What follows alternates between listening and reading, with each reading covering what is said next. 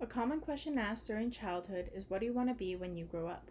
Most times kids answered astronaut, vet, singer, firefighter, princess, but have you ever heard someone answer garbage collector? What about ASL interpreter? How about dog groomer? These careers aren't as recognized as those listed prior, yet there are still people in the world with these jobs.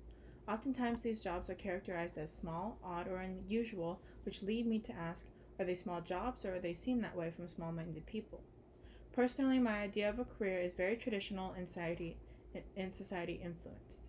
Therefore, I was intrigued by the concept of analyzing a career that is not of the norm, a career that doesn't directly benefit those paying for the service. Calling Ross is a dog groomer for PetSmart.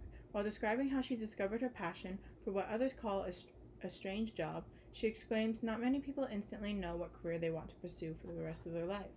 I definitely didn't. She mentions that for her it was a gradual inkling. Initially, she had a strong fondness for animals, in which her childhood dog only added to it. After realizing she wanted to continue serving animals, she decided to try and enter the animal industry. Straight out of high school, she started as a volunteer at an animal shelter. Seeing the abandoned animals come and go reinforced her compassion and desire to improve their way of life. One day she noticed how long most of the animals' hair were and got permission to trim them with the kind of blunt-tipped scissors you'd see if most first graders with.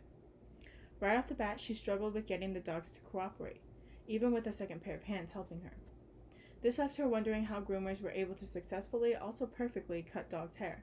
Once she began researching the interest, she admits the rest was history. Now, even for an industry like grooming, there's a process that one should go through. Certifications are not required for grooming, but as Ross sees it, those with one are given more credibility. When becoming certified, you learn how to identify a dog's skin type to go with a certain shampoo, coat to understand how their body temperature is regulated, and behavior to gauge how to approach grooming them. Ross explains that there are universal techniques as a foundation that you can modify to fit your own grooming preferences. Aside from this, Ross points out the priority of safety emphasized throughout the training process. An instant way to lessen the chance of harm to the animal is by acquiring the right equipment. Here are some main tools a groomer will have. As you can see, they use more tools than your own hairdresser may. Nevertheless, each one has a specific use. For instance, sometimes the shears they use will have a curved tip to avoid any accidents, such as this hair thinner and these. Additionally, to make a dog more comfortable, groomers use hair dryers that emit less heat and noise, which looks like this.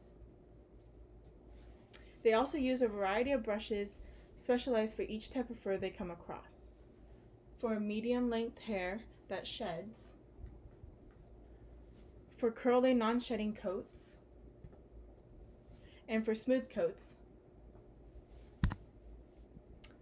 Of course, having the proper equipment doesn't mean a dog won't get nicked or will be on good behavior. Ross affirms that as a groomer, you come across several kinds of dogs and some are more nervous and fidgety than others.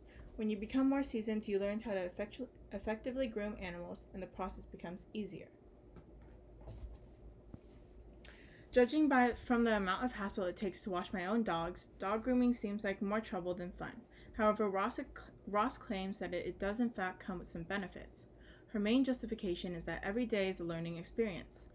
Every dog is different in the way they act, show signs of content, and display obedience. Therefore, she works on each dog with an open mind.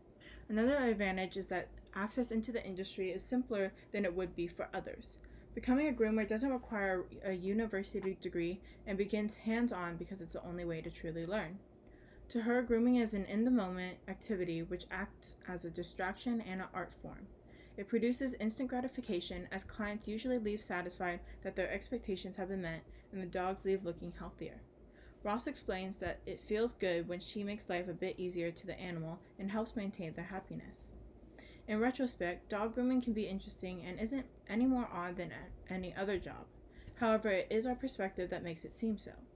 To Colleen Ross, it seems that it's something worth calling her passion.